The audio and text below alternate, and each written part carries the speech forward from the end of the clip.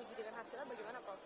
Iya, ini dari apa yang berkembang dari permohonan yang kami baca sekarang ini, walaupun itu bukan merupakan satu salinan resmi dari permohonan yang sampai ke Mahkamah Konstitusi, kami dapat menyimak bahwa salah satu pemohon menghendaki supaya Pak Prabowo dan Pak Gibran itu didiskualifikasi dan kemudian dilakukan pemilihan ulang presiden hanya diikuti oleh dua pasangan, yaitu oleh Pak Ganjar dan Pak Mahfud dan Pak Anies Pak Muhaimin. Sementara Pak Prabowo dan Pak Gibrannya tidak boleh ikut. Yang kedua menghendaki supaya Pak Gibrannya aja yang didiskualifikasi, tapi Pak Prabowo-nya dipersilahkan untuk mencari pasangan baru.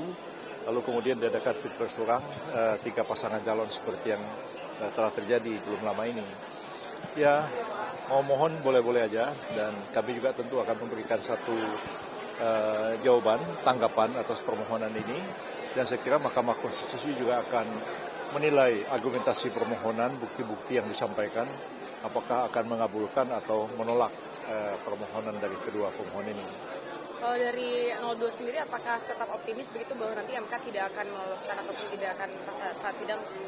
Ya, tentu MK kan harus menimbang-nimbang semua fakta, semua argumen yang diungkapkan di persidangan Mahkamah Konstitusi, baik itu yang dikemukakan oleh kedua pemohon, para saksi dan ahli, para pihak yang memberikan keterangan, maupun juga dari pihak terkait yang berkepentingan langsung dengan perkara ini.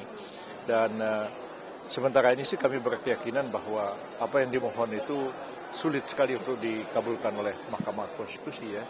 Oleh karena fakta yang tidak dapat dibantah adalah bahwa selama ini kedua pasangan calon itu tidak pernah mempersoalkan keabsahan dari Pak Prabowo dan Pak Gibran itu sebagai pasangan calon, dan rakyat menjadi saksi ketika semua mereka 3 paslon itu melakukan debat capres dan debat cawapres, ya, dan tidak ada mempersoalkan bahwa ini tidak sah, ini tidak qualified, ya.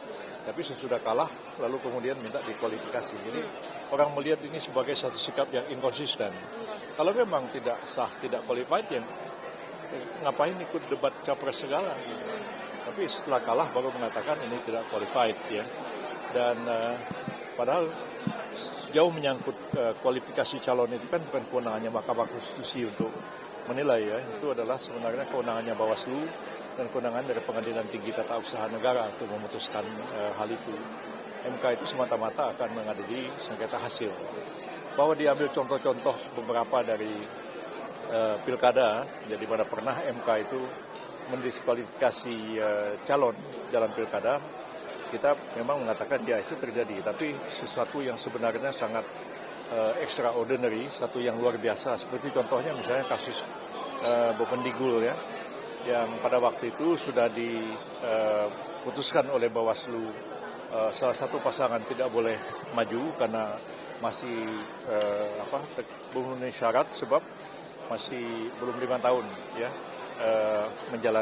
bebas dari menjalani tindak pidana, tapi KPU-nya jalan terus. Bahkan ada putusan Pengadilan Tinggi jalan terus KPU-nya.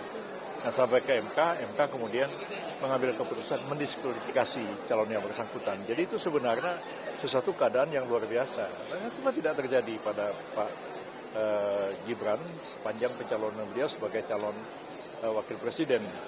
Dan putusan MK nomor 90 yang membolehkan Pak Gibran itu maju sebagai pasangan calon presiden bersama Pak Prabowo, itu kan sudah berapa kali juga diuji di Mahkamah Konstitusi dan 2 kali ditolak oleh Mahkamah Konstitusi. Jadi pencalonnya itu tetap sah, ya.